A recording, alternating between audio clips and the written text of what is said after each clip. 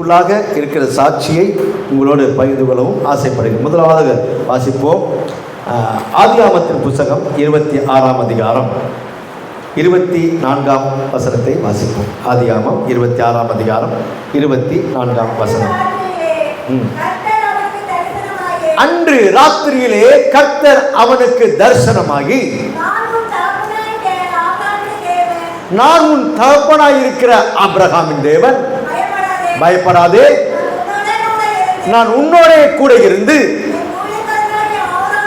என் ஊழியக்காரனாகிய ஆபிரகாமின் நிமித்தம் உன்னை ஆசீர்வதிப்பேன், உன் சந்ததியை பெருக பண்ணுவேன். இங்கே கர்த்தர் ஈசாக்கு இடத்தில் பேசிக் கொண்டிருக்கிறார். எப்ப கடவுள் தரிசனமாவார் நம்மோடு? எப்பொழுது ஆண்டவர் நம்மோடு பேசுவாரு? தூங்கும்போதா? தூங்கும்போது பேசுவார். அப்பனா அந்த ராத்திரி வேளையிலே ஈசாக்கானவர் ஜெபித்துக் கொண்டு இருந்திருப்பார். ஆமென். எப்படி? இப்போ உங்களை என்னையும் பார்த்து தான் நம்ம பிள்ளைகள் பழகும். முதல் டீச்சர், முதல் ஆசான் நாம தான். நாமாவா இல்லையா? முதல் ஆசான் நாம தான். ஆண்டவர் இங்கே நிகழ்த்துகிறதான இந்த வார்த்தையை பார்க்கிறோம். தேவனுடைய கரம் அவர்கள் கூட இருப்பதை பார்க்கிறோம். ஈசாக்கு அங்கே ஜெபிக்கிறார். பின்னா ராத்திரியெல்லாம் ஜெபிச்சுக்கிட்டு இருப்பாரு. ஆண்டவர் அவருக்கு தரிசனமாகி, ஒன்று படுத்து தூங்கிட்டு இருக்கும் போது விஷனை கொடுத்திருக்கலாம், இல்லை என்றால் அந்த இரவு ஜெபித்துக் கொண்டிருக்கும் போது அந்த தரிசனத்தை ஆண்டவர் அப்ரப்டா கொடுத்திருக்கலாம். முன்னாடி சொன்னாரு, நான் ஆபிரகாம் நிமித்தமாய் ஈசாக்கே உன்னை ஆசீர்வதித்து உன் சந்ததியை பெருக பண்ணுவேன், நான் உன்னோடு கூட இருக்கிறேன்னு சொல்வதை பார்க்கிறோம். ஆபிரகாமோடு இருந்த ஈசாக்கை பார்க்கிறோம். ஆபிரகாமுக்கு ஈசாக்கு யாரு? யார் அவர்?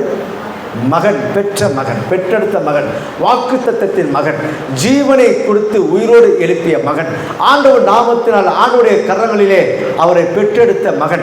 நீண்ட நாட்களாய் அவர் கேட்டு கேட்டு கேட்டு விரும்பி பெற்றெடுத்ததான ஈசாக்கு என்பதை பார்க்கிறோம். என் அன்பு தேவ பிள்ளைகளாய், நம்முடைய வாழ்க்கையிலே கர்த்தர் செய்கிறதான காரியம், நீங்கள் நானும் ஜெபிக்கும் பொழுது உங்களுடைய என்னுடைய ஜெபத்தை கேட்டு நம்முடைய பிள்ளைகளை தேவன் ஆசீர்வதிக்கிறார். அல்லேலூயா, அல்லேலூயா. இங்கே பார்க்கிறோம், ஈசாக்கை ஆசீர்வதிக்க தேவன் ஆபிரகாமை நிமித்தே ஆசீர்வதிக்கிறார். ஆண்டவர் வார்த்தை சொன்னார்ல, என்ன வார்த்தை சொன்னாரு? உன்னுடைய சந்ததியை பெருக பண்ணுவேன் சொன்னார். அதே அதிகாரம் 26ஆம் அதிகாரத்தில் 3ஆம் வசனத்தை வாசிப்போம் என்றால் அங்கே சொல்லப்படுகிறது, இந்த தேசத்திலே வாசம் பண்ணு, நான் உனக்கு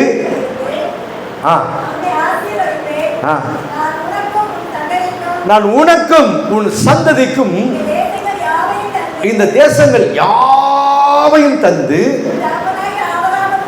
உன் தகப்பனாய ஆபிரகாம் கிட்ட ஆணையை, கட்டளையை, வாக்குத்தத்தத்தை, சத்தியத்தை நான் நிறைவேற்றுவேன். அல்லேலூயா. ஈசாக்கு ஆண்டவர் சொல்கிற வார்த்தை. நீ ஈசாக்கை பலப்படுத்துகிறான். இந்த 3ஆம் வசனத்துக்கு அப்புறம் தான் 24ஆம் வசனத்தை வாசிங்க. அப்படி என்றால் இதற்கு இடைப்பட்ட தூரம் மிக தூரம். ஜோமனிட்டே இருக்காரு. அன்பு தகப்பனாய் என் ஆண்டவர் ஆபிரகாமை முன்குறித்தாரே, ஆபிரகாம் கிட்ட ஆணையை நிறைவேற்றுவேன். பார்க்கிறோம் ஆதியாகமத்தின் புத்தகத்திலே 11ஆம் அதிகாரத்தை கடைசி 3 வாக்கியங்களில் பார்க்கிறோம். ஆபிரகாமின் தகப்பனாகிய தேராகு என்பவர் கல்தேயர் என்கிறதான அந்த ஊர் தேசத்துக்குள்ளாய் வந்த பொழுது அவருடைய தகப்பனாகி இருக்கிறதான் தேராகு மரித்து போனார். இளம் வயதில் இருக்கிறதான ஆபிரகாமையும் சாராவையும் ஆண்டவர் அங்கே சொல்லுகிற வாக்குத்தத்தங்களை பார்க்கிறோம். அந்த குடும்பத்தை பிரித்திருக்க இளம் மனைவியோடு இருக்கிறதான ஆபிரகாம் ஐயாவுடைய வாழ்க்கை அங்கே அவருடைய வாழ்க்கை நிமித்தம் பார்க்கிறோம். அப்ப ஆண்டவர் பேசார், நான் உனக்கு காண்பிக்கும் தேசத்திற்கு நீ போ, அங்க உன்னை எப்படி வைப்பேங்கிறத சொல்வதை பார்க்கிறோம். உன் பேரை பெருமைப்படுத்துவேன். 12ஆம் அதிகாரம் 1ஆம் 2ஆம் 3ஆம் வாக்கியங்களை வாசிக்கின்ற வேளையிலே, நான் உன்னை ஆசீர்வதிப்பேன், நான் உன்னை பெருமைப்படுத்துவேன், நான் உன் பெயரை பெருமைப்படுத்துவேன். ஆண்டவர் சொல்றார். ஆபிரகாமுடைய பெயரை ஆண்டவர் பெருமைப்படுத்தினாரா இல்லையா? என்ன பண்ணாரு? பெருமைப்படுத்த. எப்படி பெருமைப்படுத்தினாரு? சந்ததியை கொடுத்து பெருமைப்படுத்தினார். ஆண்டவர் பெரிய காரியம் செய்தார். விசுவாசத்தின் தகப்பனாக ஆண்டவர் அங்கே வைக்கிறதே பாருங்கள். எபிரேயரில் பார்க்கணும், ஆபிரகாமை பற்றி நிறைய காரியங்களை அங்கே வெளிப்படுத்த. யார் அப்படின்னா என்னுடைய தகப்பனும் ஆபிரகாம் தான். அல்லேலூயா. இது நான் சொல்லலை, என் பரம தகப்பனாகிய இயேசுவின் வார்த்தையை, அப்போஸ்தலன் சொல்கிற வார்த்தையை பார்க்கிறோம். விசுவாசி நம்ம எல்லாருடைய தகப்பன். இன்னும் சொல்லப்போனால் நமக்கு பிறக்க போகிற பிள்ளைகள், நம்முடைய பிள்ளைகளுக்கு பிள்ளைகள், அவருடைய பிள்ளைகள், அவருடைய யாரெல்லாம் ஆண்டவராகிய இயேசு கிறிஸ்துவை தன் சொந்தவராக ஏற்றுக்கொண்டு விசுவாசிக்கிறார்களோ அவர்கள் எல்லாருமே தகப்பன் யார் என்றால் விசுவாசியின் தகப்பனாய் ஆபிரகாமை குறிப்பதை பார்க்கும். அப்படி என்றால் ஆபிரகாம் கிட்ட ஆணையை ஈசாக்கிடம் மாத்திரமல்ல, இந்த நாளிலே அவருடைய பிள்ளைகளாக இருக்கிறான உங்களுக்கும் எனக்கும் அவைகளை கொடுப்பதை பார்க்கிறோம். அல்லேலூயா, அல்லேலூயா.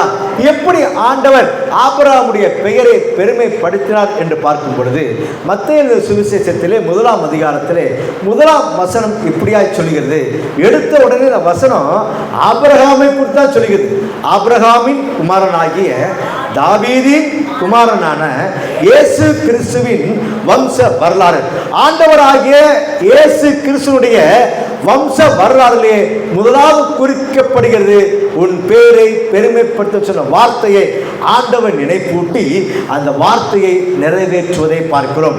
சொல்லப்போனா இன்னும் புதிய ஏற்பாட்டில் மத்தேயு சுவிசேஷம் 1ஆம் புத்தகமே அல்ல, இது 1ஆம் புத்தகமே அல்ல. ஆனால் இவைகள் ஒன்று சேர்க்கப்படும் பொழுது பரிசுத்த ஆவியானவரால் அந்த ஒன்றுக்கு சேர்க்கப்படுகின்ற வேளையிலே இந்த புத்தகத்தில் முதலாவது வைன்னு சொல்லி அவர்களுக்கு தேவன் கட்டளை கொடுத்த அதன்படி தான் மத்தேயு சுவிசேஷம் 1ஆம் புத்தகமாக வருகிறது. ஏன் அப்படின்னா ஆபிரகாமை நினைவு கூறுகிற ஆண்டவர். அல்லேலூயா. பெற்றோர் நிமித்தம் பிள்ளைகளை ஆசீர்வதிக்கிற ஆண்டவர் என்றால் உங்கள் நிமித்தம் ஆண்டவர் சொல்கிறார் உங்களுடைய பிள்ளைகளை ஆசீர்வதிக்கிற ஆண்டவர். அல்லேலூயா, அல்லேலூயா, அல்லேலூயா. இப்போ கொஞ்சம் பக்கத்தில் ஆண்களிடத்தில் பெண்கள் கையை பிடிச்சி நீங்கள் ஆசீர்வாதமாக இருப்பீங்கன்னு சொல்லுங்களேன். நீங்கள் ஆசீர்வாதமாக இருப்பீங்க. அல்லேலூயா. நீங்கள் எப்படி இருப்பீங்க? ஆசீர்வாதமாக இருப்பீங்க. அல்லேலூயா. பாருங்க, இவ்வளோ நேரம் நீங்கள் உள்ளே இருக்கும்போது உண்மை உட்காந்த மாதிரி இருந்துச்சு, சிரிச்ச முகத்தை பார்க்கல. இப்போ கையை பிடிச்சோன்னு பார்த்தீங்கன்னா உங்களுக்கு சந்தோஷம் வருதா வரலையா? வரதா வரலையாங்க? எப்போ கையை பிடிச்சோம்? கல்யாண டைத்தில். அல்லேலூயா. ஆமாம், கத்தவங்களை ஆசை வைப்பான், ரொம்ப பிடிச்சிருக்குமா, ஐ லைக் இட்.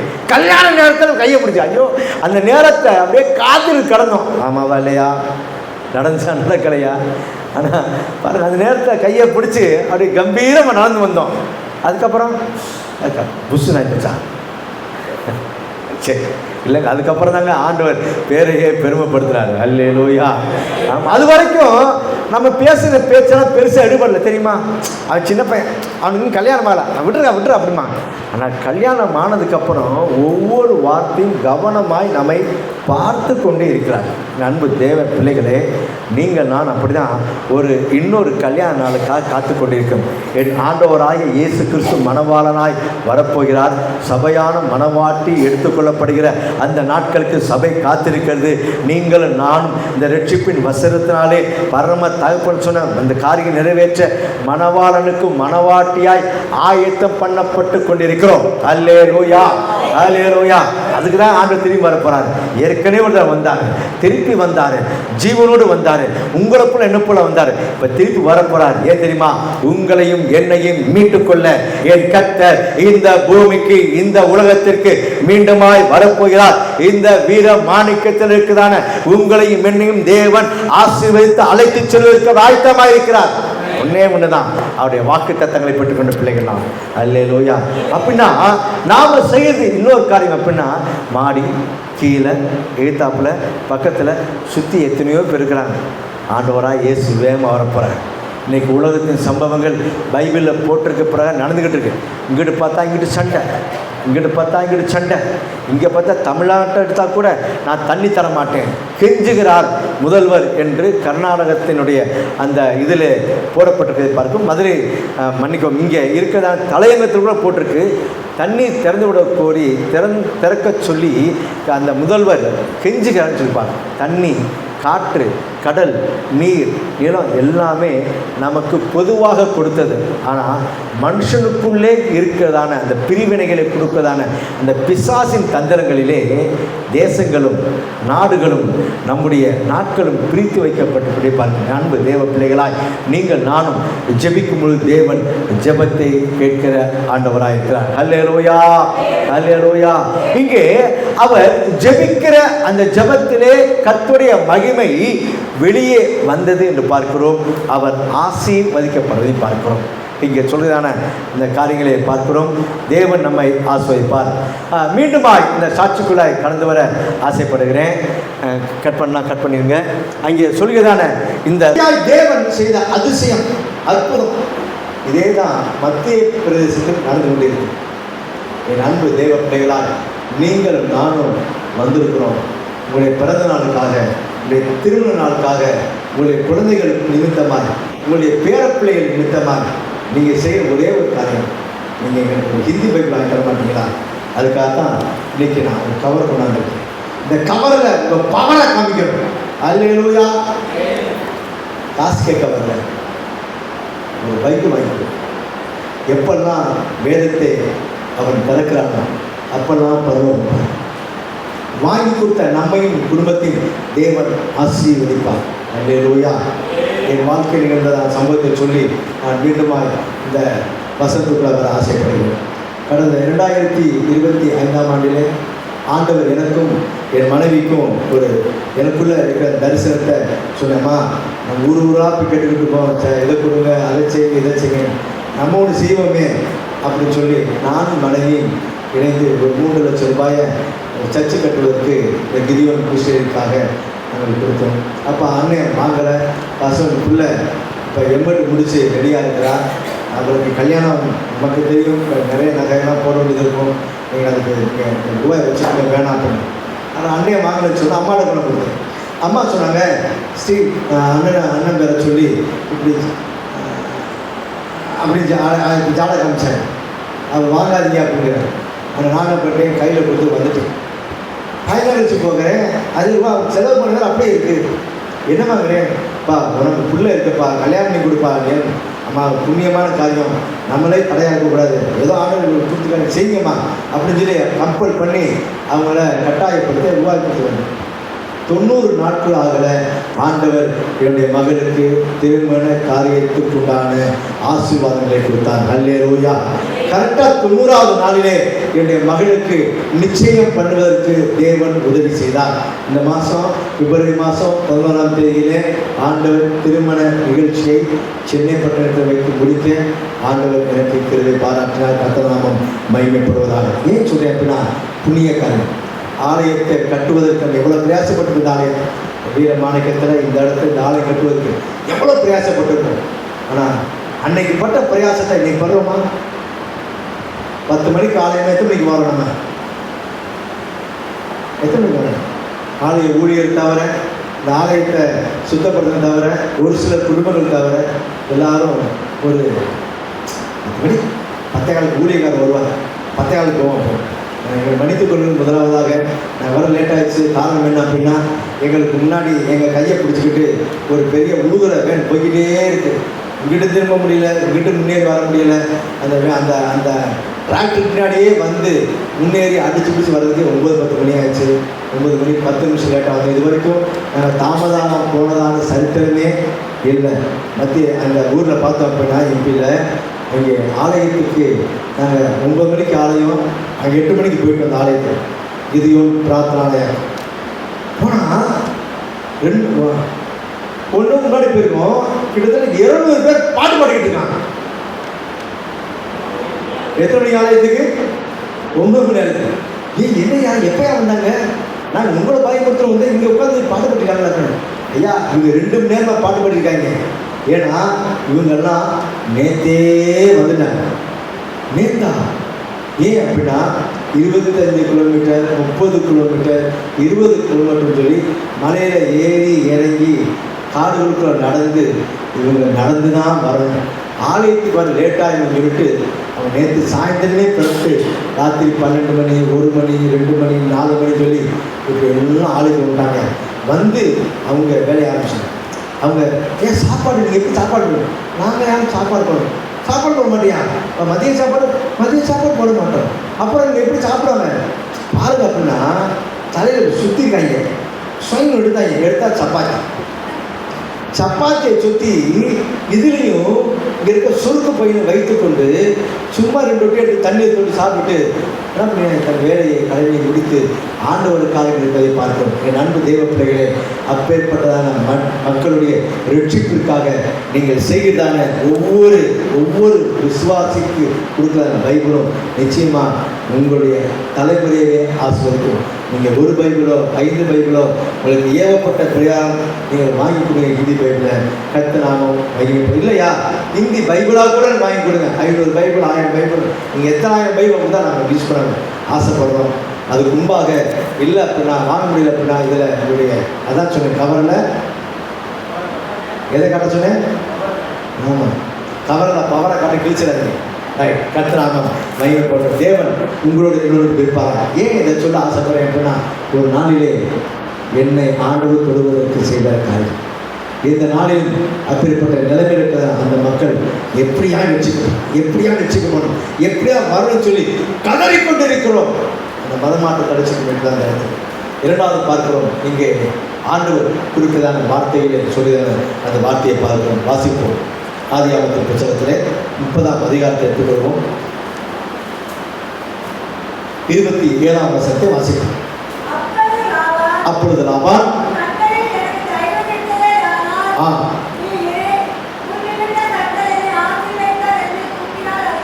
அல்லேலூயா, உன் நிமித்தம் கர்த்தர் என்னை ஆசீர்வதித்தார். அல்லேலூயா. யார் ஆசீர்வதிச்சாரு? லாபான் யாரு? யாக்கோபுடைய மாமன். நார் மாமா. அந்த யாக்கோபு போனது நிமித்தம் லாபானுடைய வீடு ஆசீர்வதிக்கப்பட்டதையும் யாக்கோபின் தேவனாகி இருக்கிறதான கர்த்தர் இருப்பதையும் அவருடைய மாமனார் பார்த்துக்கிட்டே இருக்காரு. எத்தனை வருஷமாக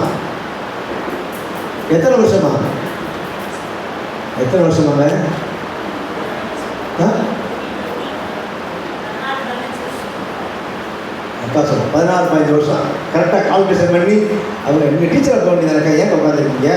சரி பரவாயில்ல, கரெக்டாக நல்லவர். ஆமாம், அதுதான் 15-16 வருஷமா.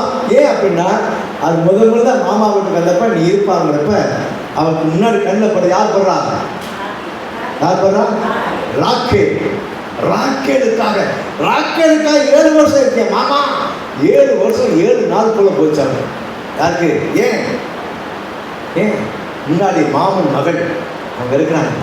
ஆமாம், அங்கே இருக்க அவருடைய செய்த காரியம். அப்போ நான் ஜோம் பண்ணிப்பேன், ஆண்டவரே இந்த வீட்டை ஆசீர்வதிங்க, இந்த இடத்த ஆசீர்வதிங்க, நான் கல்யாணம் பண்ண போகிற இந்த மகளை ஆசீர்வதிங்க, ஆண்டவரே என்னை ஆசீர்வதிங்க, எனக்கு கையின் பிரயாசத்தை ஆசீர்வதிங்க, நான் எனக்கு மாமாவுக்கு நான் ஊதியம் செஞ்சிருப்பேன், இப்படி எல்லாம் செஞ்சுப்பார். இப்போ சொல்கிறார் லாபானு, நீ வருவதற்கு முன்பாக எனக்கு இருந்ததோ கொஞ்சம், நீ வருவதற்கு எனக்கு எப்படி இருந்துச்சு? கொஞ்சம் தான். ஆனால் வந்த பிற்பாடு எனக்கு இருப்பதோ உனக்கே தெரியும். பெரிய பெருக்கத்தை ஆண்டவர் கட்டிவிட்டிருப்பார். அன்பு தேவ பிள்ளைகளே, மருமகன் நிமித்தமாக மாமனாருடைய வீடு ஆசீர்வதிக்கப்படுகிறது. அல்லேலூயா. நீங்களும் மருமகளாய் நீங்கள் ஒரு வீட்டுக்குள்ள நுழைய பொழுது, மருமகனாக வீட்டுக்கு நுழையமாயா? மருமகளாய் அந்த வீட்டுக்குள்ள நம்ம கால் எடுத்து வைக்கும் பொழுது நம்முடைய மாமனாருடைய வீடு ஆசீர்வாதமாக இருக்கும். அல்லேலூயா. மருமகன் நிமித்தம் மாமனாருடைய வீட்டை ஆசீர்வதிக்கிற உங்கள் நிமித்தமாக தேவன் அங்கே ஆசீர்வாதங்களை கட்டளை கொடுப்பதை பார்க்கிறோம். அதே ஆதியாகமத்தின் புத்தகத்தில் 28ஆம் அதிகாரம் 14ஆம் வசனத்தை வாசிப்போம். 28ஆம் அதிகாரம் 14ஆம் வசனம்.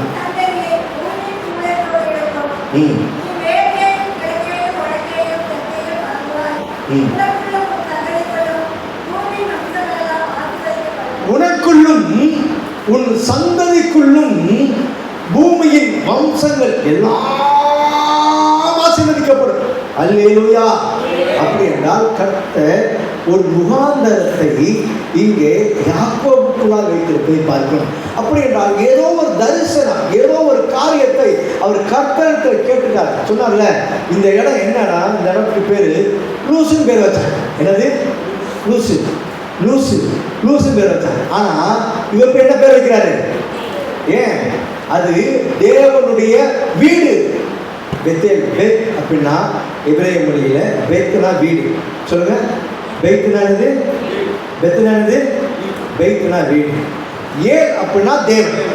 ஏல்னானது தேவன். இது எபிரேய மொழி வார்த்தை. பெத்தேல் எங்கெல்லாம் வருதோ அதெல்லாம் பார்த்தீங்கன்னா பெத்னா என்ன சொன்னேன், ஏல் என்ன சொன்னேன், வீடு. தேவனுடைய வீடு. அப்படிங்கும்போது எங்கெல்லாம் பெத் அப்படி வருதோ அங்கெல்லாம் நீங்கள் உங்களுக்கு வீடுங்கிற ஞாபகம் வந்துடணும். அப்படின்னா உங்களுடைய என்னுடைய வீடு இன்னையிலிருந்து ஒரு பெத்தேலாக மாறப்போகிறது. அல்லேலூயா, அல்லேலூயா.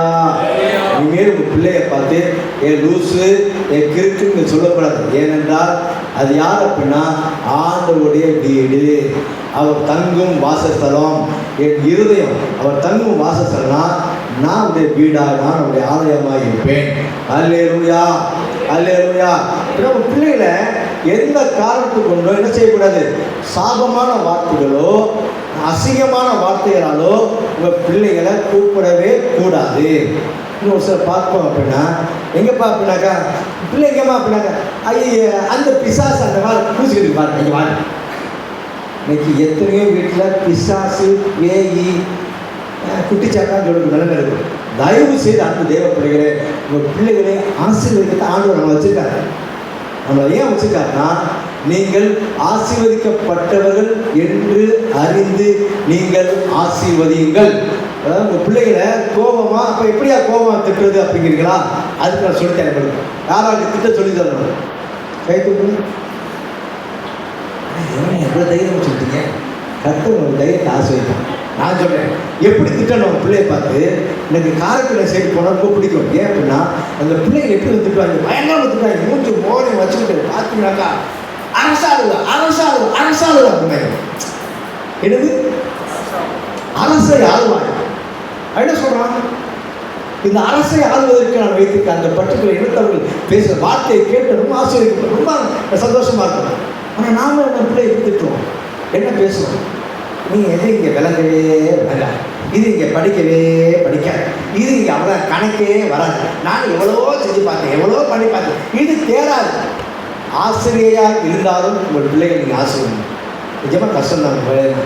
எத்தனையோ பிள்ளைங்க படிக்காதுங்க, அது புரியாது, புரியாது. அதான் உண்மை, புரியாது அவங்களுக்கு. ஆறாவதுல எனக்கு ஏபிசின்னு கேட்குறாங்க. ஆறாவது ஏன் படிக்கிறது என்ன கேட்குறாங்க? ஏபிசி கேட்குறாங்க. வரிசையை ஒரு ஆளை கேட்குறாங்க. ஆனால் ஏன்ட்டு வரும்போது டீச்சர் கேட்குறது ஏபிசிடி சொல்கிறான் அப்படின்னு அதெல்லாம் சொல்கிறாங்க. ஆனால் எனக்கு என்னமோ வந்தவொடனே உனக்கு ஏபிசி தெரியுமா? தெரியும் அப்படின்னு. டீச்சர் எனக்கு ஏபிசி தெரியும். டீச்சர் ரொம்ப அழகாக இருக்கிறாங்க. டீச்சர் அவங்க கையை பிடிச்சி கொடுத்து அந்த போர்டு எதுவும் சொன்னாங்க. பொதுவாகவே ஒரு டீச்சருங்கிற ஸ்டூடெண்ட்டுக்கு ஒரு இம்ப்ரெஷன் ஆகும். அவங்களுடைய அந்த நட உட பாவனை எல்லாமே பிள்ளைகளை எப்படின்னா அவங்க தெய்வமாகவே பார்ப்பாங்க. அதான் மாதா பிதா குரு தெய்வம் சொல்லி அங்கே சொல்லிக்க. ஆனால் நமக்கு ஒரே தெய்வம் ஆண்டவராக இயேசு கிறிஸ்து திரிய தேவனை தவிர வேறு யாரும் அல்ல. ஆனாலும் இங்கே சொல்லி அந்த வார்த்தையை பார்க்குறோம், எழுதி போடுறாங்க. ஏன்னா டீச்சர் இவருக்கு சொல்லுனாங்க, அவங்க எழுதி போட சொல்லிட்டாங்க அப்படின்னு எழுதுறேன். ABCDEF ஜிஹெச் வரும்போது டக்குன்னு வருது. ஜிஹெச் எங்கே இருக்கும்? ஆறாவது ஏன்னா யோசிச்சு ஜிஹெச் ஊரில் வச்சு ஏன்னா ஜிஹெச் இங்கே வச்சு ஏன்னா ஜிஹெச் வச்சு ஏன்னா ஜிஹெச் வச்சுக்க நான் ஏபிசியில் மறந்துட்டேன். அப்படி எப்படி போட்டு எப்படியோ எழுதி முடிச்சேன். இப்போ நீங்கள் டீச்சர் சொல்கிறாங்க கூப்பிட்டா அப்படிங்கிறாங்க. ஏபிசி யாரை கூட்ட முடியுமாங்க? முடியுமா முடியாதா? டீச்சர் கூட்ட சொல்லிட்டாங்க. கீழே கோடை போட்டு வரிசா 1 2 3 4 5 6 அதுக்கு முன்னாடி டீச்சர் கேட்குறாங்க கொஞ்சம் என்ன ஏபிசிக்கு எத்தனை எழுத்து? நீங்கள் தான் சொல்லி 4 எழுத்துருந்தீங்க. 4 எழுத்து கிடையாது. எத்தனை எழுத்து சொல்லுவாங்க? நீங்கள் படித்த மேதைகள்கிட்ட நான் பேசிக்கிட்டு இருக்கேன். எனக்கு இந்த இதில் ஒரு சந்தேகம். 24 26 இந்த பெரிய சந்தேகங்கள் வந்துருச்சு திடீர்னு. ஏன்னா சமயங்கள் நம்ம காது இங்கே உட்காந்துருப்போம், ஆனால் ஃபாரின் போயிடுவோம், ஆஸ்திரேலியா அமெரிக்காவுக்கு போயிட்டே இருக்கும். சர்ச்சுக்குள்ள உட்காந்துருந்தா நிலமை வந்துடும் பலருக்கு. ஆமாம், அப்படி இருக்கும்போது இந்த டீச்சர் கேட்குறாங்க, எத்தனை இடத்துல ஆக்குனேன்? நான் 2க்கு நடுவில் சொல்லுவேன். என்ன சொல்லியிருப்பேன்? வெரி குட், நீங்கள் தான் அப்படியே இருப்பீங்க. ஆனால் நான் கொஞ்சம் விவரமான இருக்கேன். அதனால் எப்படி சொன்னேன் அப்படின்னா 24 அப்படின்னாக்கா 24னா 24 காது இருக்கும் டீச்சருக்கு, 26னா 26 காது இருக்கும். இப்படி அந்த நாளிலே ஏமாற்றிய காரியம் 24 அப்படின்னு அப்போலாம் எழுதி போட ஆரம்பிச்சு. எழுதி போட்டு கூட்டுனா 18 தான் இருக்கு. அடி வாங்கினே பாருங்க, சட்டா சட்டா சட்டா, உனக்கு மட்டும் எப்படா 18 வந்துச்சு அப்படின்னா. அதுக்கப்புறம் ஏபிசிடியா 6வது 1000 தடவை எழுதின ஒரே ஆள் தான். அல்லேலூயா. இப்படி ஒரு படிப்பு பின்னாடி பார்த்தீங்கன்னா அவ்வளவு மோசமாக இருந்துச்சு. பயங்கரமாக உங்களுடைய வாழ்க்கையில் ஆண்டவர் அறியாத குடும்பம் எனக்கு தெரிஞ்சது ஃபுல்லாக இந்த மாதிரி பல விதமான காரியம். அது இன்னொரு சொல்கிறேன், இன்னொரு சொல்கிறேன். அப்போ தான் இடம் கொடுப்பீங்க, இல்லைன்னா கொடுக்க மாட்டீங்க. ஆனால் அந்த சாட்சியை தனியாக வச்சுக்கிறேன். சரி, இங்கே பார்க்குறோம், அங்கே ஏபிசி எழுதி போட்டோன்னா காப்பரிசை வந்துருச்சு. காப்பரிசல் அப்படின்னாக்கா காப்பரிசை எழுதணும். நான் மனப்பாடம் பண்ணிட்டேன். எஸ்ஏ வருது. எது வருது? எஸ்ஏ எங்கே இருப்பாரு?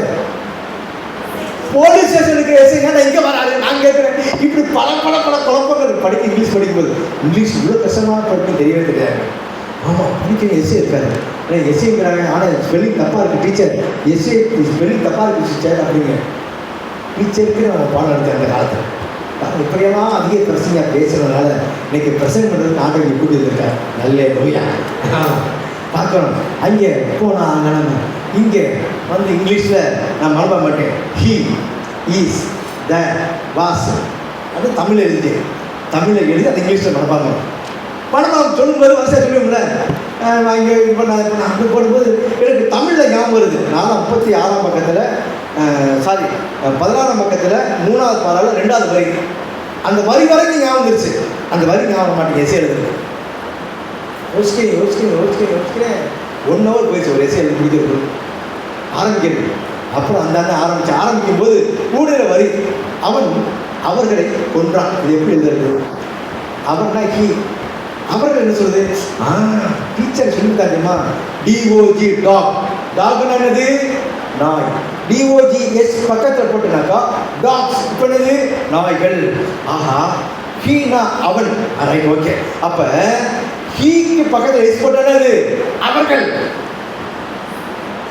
ஹீக்கு பக்கத்தில் எஸ் போட்டா அப்புறம் ஹெச்இஎஸ் போட்டு பார்க்குறேன். அதில் இப்படி வராது, ஆனால் இப்படி பார்த்துருக்கேன். எஸ்க்கு முன்னாடி போட்டேன். இப்படி பார்த்துருக்கேன்டா அப்படி எஸ்ஹெச்சின்னு போட்டு எல்லாம் எழுதி முடிச்சதுக்கப்புறம் பேப்பர் கொடுத்து வந்தாங்க. எங்களுக்கு மேக்ஸ் டீச்சரும் இங்கிலீஷ் டீச்சர் கிளாஸ் டீச்சர்ஸ். அந்த காலத்தில் நான் 6வது படிக்கிறேன். ஆமாம், இங்கிலீஷ் டீச்சர் தாங்க. அதெல்லாம் வாங்கினது இங்கிலீஷ் டீச்சர் தான். அடி பிச்சு எடுத்துட்டாங்க. ஏண்டா இந்த எஸ்ஏல பொம்பளையே வராது, உனக்கு மட்டும் எப்படா பொம்பளை வந்தா? நான் என்னடா பொம்பளை பற்றி எழுதுறியா? என்ன டீச்சருக்கே தெரியல. அடி வாங்கிட்டு யோசிக்கிறேன். நான் ரொம்ப பெருமையாக நினச்சிக்கிட்டு இருக்கேன். அங்கே பார்த்தாங்க அவ்வளோ மோசம். அப்புறம் ஹிஸ்ட்ரி டாக்டருக்கு அந்த டீச்சர் அடி வாங்கினேன். இந்த வரிசை 5 டீச்சர் வந்தாங்க. 5 டீச்சர்கிட்ட 4 டீச்சர் மொத்து வாங்கிட்டு அப்படியே உட்காந்துருக்கேன். அப்போ தான் மேக்ஸ் டீச்சர் உள்ள வராங்க. நான் தான் ஃபஸ்ட்டு படிச்சுட்டு இருக்கேன். வேணுப்பா அப்படி நாங்கள் எடுத்துறேன். பார்த்தீங்களா, நான் தான் ஸ்கூல் ஃபஸ்ட்டா. அது வேகமாக போனேன். தாங்க பாருங்க, அவங்க அடிக்கிறேன். ஏன்டா அடிக்கிறாங்க? சொல்லாமல் வரைய போகிறவங்களும் அடிக்கிறான் நம்மளை அப்படின்னு சொல்லி பார்க்குறேன். மேக்ஸில் ஒரு நம்பருங்க. மேக்ஸில் தெரியுமா என்ன நம்பர்? என்ன நம்பர்? மேக்ஸுக்கு ஒரு நம்பர் இல்லைன்னா மேக்ஸே கிடையாது. அதைத்தான் ராமானுஜர் கண்டுபிடிச்சாங்க. 0. நான் எல்லாத்தையும் மதிக்கிறேன். அந்த 0 மதிக்கிறீங்களா? அந்த 0 தான் மேக்ஸில் வாங்கின மார்க். அல்லேலூயா. என்ன 4 வாங்கியிருக்கேன். இப்படி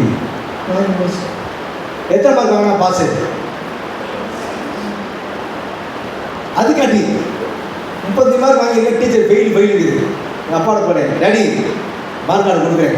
என்னடா 35 மார்க் வாங்கினா பாஸ் வச்சு லூஸ் டீச்சர் 35 மார்க் வாங்கி பெயில் அடிக்குது சொல்லி வாங்க என்ன பார்ப்பான். அப்படி மார்க் கார்டை பார்க்குறாரு, என்னையை பார்க்குறாரு. மஞ்சள் கலரில் மார்க் கார்டு, ரேங்க் கார்டு அந்த காலத்தில் ஒரே கலர் தான். என்னையை பார்க்குறாரு, மார்க் கார்டை பார்க்குறாரு. தள்ளிடுவேன், எங்கள் டேடி எதுவும் கண்டுபிடிச்சான்னு சொல்லிட்டு கொஞ்சம் கிட்டக்க போனால் தான் தெரியும். ஒரு அதை அப்படி சர்வ சுற்றி இருந்தேன். நாயே ஒரு சப்ஜெக்டில் 35 மார்க் வாங்க நான் பாஸ்டா, நீ அஞ்சலியும் சேர்த்து 35 மார்க் வாங்கியிருக்க, என் பேரையே கெடுக்க வந்திருக்கேடா. நாங்கள் 3 நாட்கள் வச்சுருந்தோம் மதுரை. ஆமாம், அந்த சூழ்நிலையில் இப்படி படிச்சா எப்படி இருக்குள்ள, ஓ எல்லாரும் சேர்த்து 35 மார்க் வாங்கியிருக்கோமா, அதான் பாஸ் ஆகலையா அப்படியே அடி வாங்கிட்டு அழகு நிப்பாட்டி வந்துட்டேன். ஏன்னா தெரிஞ்சு போச்சு அந்த தப்பு பண்ணுறோம். இப்படி 6ஆவது ஏ பாஸ் பண்ணேன்.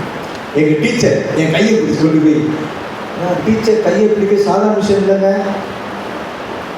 அந்த டீச்சருக்கு பிடிச்சிருந்தாலுடைய அந்த ஸ்டூடெண்ட்டு தொட மாட்டேன். நல்லா படிக்கிற பையன் பார்த்தேன், நல்லா அரவணைச்சு குடிவோம். அது மாதிரி என் கையை பிடிச்சேன். ஏன்னா 3 நாட்கள் இருக்குல்ல, எங்கள் நாய் கிடைக்க வந்தாங்க டீச்சரு. என் கையை பிடிச்சேன், வா கூட்டிட்டு கிளாஸ் உட்கார வச்சேன். போட அப்படின்ட்டாங்க மற்ற பசங்க. ஏன்னா அந்த காலத்தில் பேப்பரில் போட மாட்டாங்க. நான் ஏன்னா எவனுக்கே காணும், இல்லை அங்கே போய் உட்காந்துக்காங்க, அங்கே உட்காந்துக்க போட அப்படிங்க அவங்க போட அப்படின்ட்டு போர்டு நிமிந்து பார்க்குறேன். போர்டில் 6B போட்டிருக்கு. 6A பாஸ் பண்ணி 6B வந்த ஒரே ஆள் நான் தான். என் பசங்களாம் செவந்தியாக போயிட்டாங்க. இப்படி அருமையாய் படித்து படித்து படித்து தவந்து இவந்து அப்படி வந்து நிற்கிறப்ப தான் ஆண்டவராய் இயேசு கிறிஸ்துவை அறிந்து கொண்டேன். என்னைக்கு ஆண்டவரை ஏற்றுக்கொண்டேனோ அந்த நாளிலிருந்து என் ஆண்டவர் என்னை உயர்த்தினார். ஹல்லேலூயா, ஹல்லேலூயா. பிஎஸ்சி முடிக்க, எம்ஏ முடிக்க, பல சிவில் சர்வீசஸ் எழுத ஆண்டவர் என்னை ஆசீர்வதித்தார். பிஹெச்டி முடிக்க உதவி செய்தார். அது தொடர்ந்து பிடி, எம்டி, எம்டிஹெச் என்று அடுத்தடுத்த படிப்புகளுக்குள்ளார் தேவன் எங்களை ஆசீர்வதித்தார். அந்த தேவன் ஆசீர்வதினால இன்னைக்கு நம்ம முன்னாடி. ஹல்லேலூயா. அதனால் நம்ம பிள்ளை படிக்கிற, நீங்கள் சொல்லிக்கிற பிள்ளை படிக்கிற கவலைப்படாதீங்க. நீங்கள் ஜெபம் பண்ணுங்க, பிள்ளைகளை ஆண்டவர் உயர்த்துவார். ஹல்லேலூயா. பிள்ளைகளை உயர்த்துகிற ஆண்டவர் ஏன் கூட இருக்காரு சொல்லுங்க. பிள்ளைகளை உயர்த்துகிற ஆண்டவர் யார் கூட இருக்காரு? ஏன் கூட இருக்காரு, ஏன் கூட இருக்காரு. நான் சொன்னேன், ஆண்டவர் நாம மகிமைப்பட்டோம். உடன் நீங்கள் எல்லாம் தமிழில் நீங்கள் பைபிள் படிக்கலாம், இல்லை இங்கிலீஷில் பைபிள் படிக்கலாம். ஆனால் கர்த்தர் எனக்கு கற்றுக் கொடுத்தது எபிரேய மொழியிலே நான் பைபிள் வாசித்து கொண்டிருக்கிறேன். ஹல்லேலூயா. எபிரேய மொழியிலும் கிரேக்க மொழியிலும் இந்த வேதத்தை வாசிக்க, ஆராய, பதில் சொல்ல கர்த்தர் ஆசீர்வாதத்தை பார்க்கிறோம். நான் அன்பு தேவ பிள்ளைகளே, ஆண்டவரிடத்தில் கேளுங்கள். ஆண்டவர் அதிகார சமூகத்துக்குள்ளாய்ந்து அழைத்த என் ஆண்டவரை நோக்கி அவர் பேசிய மொழியிலே பாடுவதற்கும் பேசுவதற்கும் தேவனை அபிஷேகம் பண்ணி வைத்திருக்கிறார். கர்த்தர் நாமம் மகிமைப்படுவதாக. 2வது பார்க்கிறோம். உங்கள் நிமித்தமாக பிள்ளைகள் ஆசீர்வதிக்கப்படும். உங்கள் நிமித்தமாக உங்களுடைய மாமனாருடைய வீடு ஆசீர்வதிக்கப்படும். 3வது ஒரு குறிப்பை வாசித்து கழிச்ச வாசிப்போம். ஆதியாகமத்தின் புத்தகத்தில் 39ஆம் அதிகாரம் 2ஆம் வாக்கியத்தை வாசிப்போம். கர்த்தர் யோசேப்போடு இருந்தார். அவன் காரிய சித்தி உள்ளவனானால் அவன் எங்க இருந்தான்? அவன் எங்க இருந்தான்? எகிப்தியனா யார் வீட்டில் இருந்தான்? எஜமான். அப்பனா நீங்கள் வேலை செய்கிற இடத்தை என் ஆண்டவர் ஆசீர்வதிப்பார். ஹல்லேலூயா.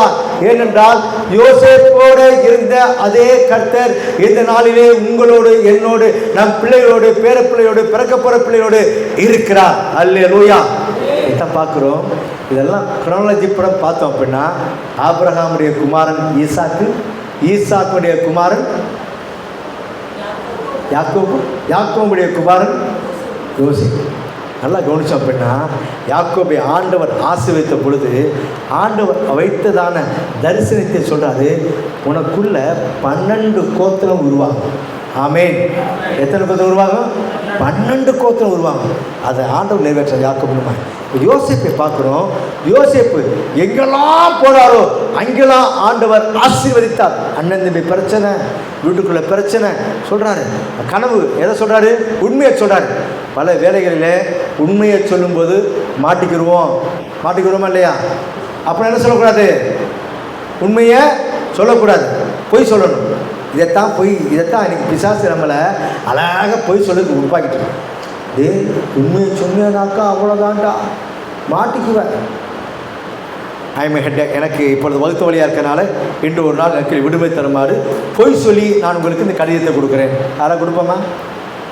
பொய் சொல்லி தான் கொடுக்குறது. இல்லைனா அந்த 24 அந்த இது வாங்குறதுக்கு அந்த இல்லைன்னா பிஎஃப் போடுறதுக்கு பிஎஃப் கொடுக்க மாட்டாங்க. அதுக்கு நான் திடீரென்று என்னுடைய கணவருக்கு உடல்நல சரி நல்லா இருக்க கிழங்குமா இருப்பார், அவருக்கு உடல்நல சரின்னு சொல்லி போட்டு ரூபாயை வாங்கி 2 லட்சத்தை வாங்கி அவர் என்ன பண்ணிட்டு இருப்போம், வேலை தான் பண்ணிகிட்டு இருப்போம். இப்படி தான் இன்றைக்கி பொய் சொல்கிறாங்க. பொய்யா சொல்லாங்க. இதனாலேயே மனைவி பிஎஃப் லோன் வாங்கினதே கிடையாது. அல்லேலூயா, அல்லேலூயா. நிஜமாகவே அவங்களுக்கு உடம்பு முடியாதப்போ தான் 2015ஆம் ஆண்டு பிஎஃப்பில் லோன் போட்டு நிஜமாகவே இது ஆப்ரேஷன். ஆனால் அவங்க நம்பலை. அதான் கொடுமை. அவங்க நம்பலை. நிஜமாக கொடுத்ததுனால நம்பலை. நீங்கள் பொய் சொல்லாமல் உங்கள் காரியங்களை செய்வீர்கள் என்றால் நிச்சயமாக சொன்னேன், ஆண்டவர் ஆசீர்வதிப்பார். அல்லேலூயா, அல்லேலூயா. தேவன் பெரிய காரியம் செய்ய வைப்பதற்கு ஆண்டவர் ரெடியாக இருக்கார். நம்ம கூட இருக்கும்போது ஆண்டவர் கூட இருக்கார். நான் எதுக்கு பயப்படணும்? உண்மையை மாத்திரம் பேசி பாருங்கள், மாட்டிக்குவோம், சிக்கல் ஆகும், எல்லாமே ஆகும். ஆனால் சிக்கலை எடுக்கிற தேவன் நம்முடைய தேவன் மாத்திரம்தான். அல்லேலூயா. அழகாக பதில் கொடுப்பார், அழகாக மாற்றுமா அந்த காரியங்களுக்குள்ளாக இந்த விடுவிப்பார். விடுதலை நாயகனாய் தேவன் ஆசை. இங்கே பார்க்குறோம், யோசேப்பை அண்ணன் தம்பியை கொண்டு எங்கே போட்டாங்க? எதில் போட்டாங்க? குழியில் போட்டாங்க. குழிக்குள்ளே கிடக்கிறான். எங்கே இருக்கிறான்? குழினா ஏறி வந்துடலாம்ல, குழியில் போட்டால் வந்துடலாம், வர முடியாதா? நாம் குழின்னு படிக்கிறோம், ஆனால் உள்ளே பார்க்குறோம் குழி அல்ல, கிட்டத்தட்ட அது ஒரு கிணறு. என்னது அது? கிட்டத்தட்ட கிணறு. யார் வர முடியாது. கீழே போக விஷப்பூச்சிகள் இருக்கும், விஷ வாயுக்கள் இருக்கும், மயக்கமே செத்து கூட போயிடுவாங்க. இன்னைக்கு கூட பல பேர் அப்படி போடுறாங்க. அப்பேற்பட்ட நிலைமைக்குள்ள உள்ள போட்டாங்க. எல்லாரும் பார்க்குற உள்ள கிடக்கிறான் குனிஞ்சு. ஆனால் எவ்வளவுக்கு ஆழமாய் யோசேப்பு கீழே கிடந்தாலும் அதை காட்டும் 2 மடங்காக ஆண்டவர் யோசேப்பை உயர்த்தி வைத்தார். அல்லேலூயா, அல்லேலூயா. என் அன்பு தேவ பிள்ளைகளே, நீங்களும் நான் ஒருவேளை இப்பேற்பட்ட குழிக்குள்ள கீழே கிடக்கிறோமா? யாரும் பார்க்கலையே, யாரும் இல்லாமல் நம்ம கிடக்கிறோமே, என்னுடைய வேலையெல்லாம் இப்படி இருக்கிறே, ஏன் நான் இந்த மாதிரி கிடக்கிறேன்னு சொல்லி கீழே கிடந்தேனா ஆண்டவர் நீங்கள் சொல்கிறாரு, நீ எவ்வளவு கீழே இருக்கிறையோ அவ்வளவாய் இரட்டிப்பாய் உன்னுடைய வாழ்க்கையை நான் உயர்த்துவேன் என்று சொல்கிற ஆண்டவர் இந்த கால கூட இருக்கிறார். அல்லேலூயா, அல்லேலூயா. அந்த ஆண்டவர் நம்ம கூட இருக்கார், நம்ம பலப்படுத்துகிறார், நமக்கு சகாயம் செய்கிறார். யோசேப்பை ஆசீர்வதித்து நல்லா கவனிச்சா அப்படின்னா யாக்கோபின் 2வது குறிப்பில் பார்க்கிறோம். யாக்கோபுடைய மனைவியை பார்க்கிறோம். அவங்க பேர் என்னது? ராக்கேல். சாயந்தரம் வரைக்கும் நினைச்சாங்க, நான் தான் நான் யாரு? அவங்க ராக்கேல், நான் இல்லை, ராக்கேல். நான் யார்? இப்போ ராக்கேல். நான் நினச்சிப்பேன், என்ன நினச்சிப்பேன்? 7 வருஷம் எனக்காண்டி போராடினா, இன்னைக்கு சாயந்தரம் எனக்கு கல்யாணம், ராத்திரி எனக்கு கல்யாணம். மணமகளாய் அந்த இரவு வரைக்கும் நினைத்து கொண்டு வந்தேன் ராக்கேல். ஆண்டவரே, எனக்கு ஒரு வாழ்க்கையை கூட என்று காத்திருந்தாலே லேயா. என் தங்கச்சிக்கு கல்யாணம் போது ஆண்டவர், நான் அக்கா இருக்கேன், என் வாழ்க்கை பிடிக்க ஆண்டவரே. அவள் அழுது புலம்பிருப்பான். நைட்டு வரைக்கும் தெரியாது லேயா தான் மணப்பகன் என்று. ஆண்டவர் மாற்றுகிறார் அந்த இடத்த. ராக்கேலே அல்ல, அப்பா காலில் கையில் விழுந்து, அக்கா இருக்கும்போது நீ என்னம்மா கொஞ்சம் பொறுத்துக்கம்மா, நான் ஏதாச்சும் மட்டையை கட்டி மாப்பிள்ளை மருமனை நான் பண்ணிடுறேன், அக்காவுக்கு கொஞ்சம் இடத்த கொடுமான்னு சொல்லி பேசியிருப்பார். லேயால் அழுது புலம்பி உள்ளே ஓடிப்பா. ராக்கேல் அழுது புலம்பி உள்ளே போய் உட்காந்துருப்பா. லேயாலை இரவிலே மனம் முடித்து கொடுக்கிறார்கள். ஆண்டவர் லேயாலை ஆசீர்வதிப்பை பார்க்கிறோம். ஏனென்றால் விருப்பப்படாத திருமணம், விரும்பாத நிகழ்வு, கண் பார்வை இல்லாத லேயால், அவளை பார்க்கவே யாக்கோபுக்கு பிடிக்கல. ஆனாலும் ஆண்டவர் 12 கோத்திரத்திலே 6 கோத்திரங்களை பெற்றிருக்க லேயாலைத்தான் ஆண்டவர் உபயோகப்படுத்தினார். அல்லேலூயா, அல்லேலூயா. இதேவேளை நீங்கள் உதாசீனப்படுத்தப்பட்டிருக்கலாம், உதாசீனப்படுத்தப்பட்ட இடத்துல தான் என் ஆண்டவர் உங்களை உயர்த்தி வைப்பார். அல்லேலூயா. ஆண்டவர் அப்படிப்பட்ட ஆண்டவர் நடத்துவார். இந்த 3ஆம் குறிப்புகளை பார்க்கிறோம். அந்த வேலையை தேவன் ஆசீர்வதித்தார். கீழே இருந்த யோசேப்பை ஆண்டவர் வான் உயர அந்த ராஜாவுக்கு இணையாக ராஜாவை அமர்த்தி அழகு பார்த்தாங்க. என் அன்பு தேவ பிள்ளைகளே, இந்த நாளில் கூட இந்த 3 குறிப்புகளுக்குள்ளாய் பார்க்கும் பொழுது ஆபிரகாம் நிமித்தம் ஈசாக்கை ஆசீர்வதித்தது போல பெற்றோர் நிமித்தமாய் பிள்ளைகளை ஆசீர்வதிக்கிறாண்டவர். மாமனார் மருமகன் நிமித்தமாய் மாமனாருடைய வீடுகளை ஆசீர்வதித்த ஆண்டவர். வேலையை ஆசீர்வதித்து உங்களை என்னுடைய காரணமாக வேலைகளை ஆசீர்வதிக்கிறாங்க. அந்த ஆண்டவர் உங்களோடு என்னோடு கூட இருந்து பெரிய காரியங்களை செய்வார். அன்பு தேவ பிள்ளைகளை மீண்டுமாய் ஞாபகப்படுத்திக் கொள்ள விரும்புகிறேன். இந்த கவரில் உங்களுடைய திருமண நாளோ, உங்களுடைய பிறந்த நாளோ, பிள்ளைகளுடைய நாட்களோ, வேறு ஏதாவது நினைவு கூர்ந்து இந்த காரியங்களை செய்வீர்கள் என்றால் நிச்சயமாக பரலோக தேவன் உங்களை ஆசீர்வதிப்பாராக. ஆமென்.